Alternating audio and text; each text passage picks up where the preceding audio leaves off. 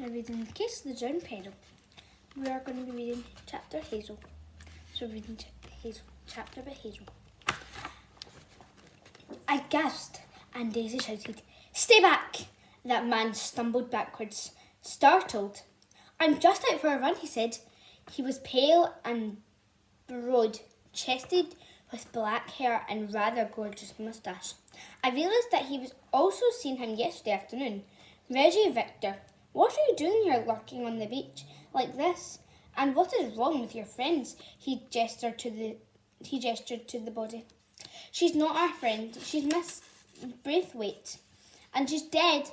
I choked out. Mr. Victor stared at the body. His face went absolutely grey. "What do you mean, dead?" he cried. "Nonsense." "But what did you... How?" "We found her like this," said Daisy, smoothly pinching my arm. "She was telling me to be my guard, to watch his reaction." I gave myself a little shake and pulled myself together. "Do you know her?" "She's Antonina's swimmer." "Like me, and she's rather, Yes, we knew each other," Mr. Victor finished weakly. It was clear that he did not realise we were the people who had overheard the argument yesterday. He was stumbling over his words, gasping, mopping his brow again and again. My detective sense tickled this man and thought highly suspicious.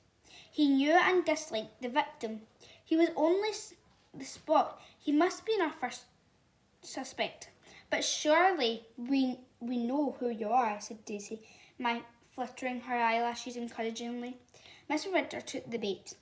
"You may well," he said, drawing himself up. "I am Reggie Victor. I won the Templant Baths meet this year. And, well, I'm currently in my final week of training for the Olympic Games." "Oh," said Daisy, and only I could hear the mockery in her tone. "Do you live in Salting, sir?" asked George. I'm staying at a hotel," said Mr. Victor. "You know, the last resort." "But that's where we are," cried Alexander. He sounded so eager and innocent, but then I was the determined set of his jaws, and I knew it was all an act. The Pinkerton's town were as focused on dictation as Daisy and I were. See here, shouldn't someone go and get the police?" You all ought to go, said Mr. Victor, trying to look heroic. I found this even more suspicious than his manner before. "I'll stay here. Your kids don't need to see this." "Oh, sir, we can just leave you," said George. I'll stay too, Alex. "You just take the girls." I saw the angry spark in Daisy's eyes, and I knew leaving the body, and with the junior Brightstones, who, as much as they were our friends, would rather be our detecting rivals in Daisy's mind, was the last thing she wanted to do now. Now that George had suggested it, she had to play along, but she would do it on her own terms. "Oh no, Alex must stay as well," she said. "We'll be quite all right on our own, won't we, Hazel?" "This is really too horrid. We're better off waiting in the hotel while you brave boys stay here to guard the body until the excellent policeman arrives." She and George stared at each other for all a moment, and then George nodded and said, "All right, Daisy." Only I could see the tremble of her lips as she tried not to laugh.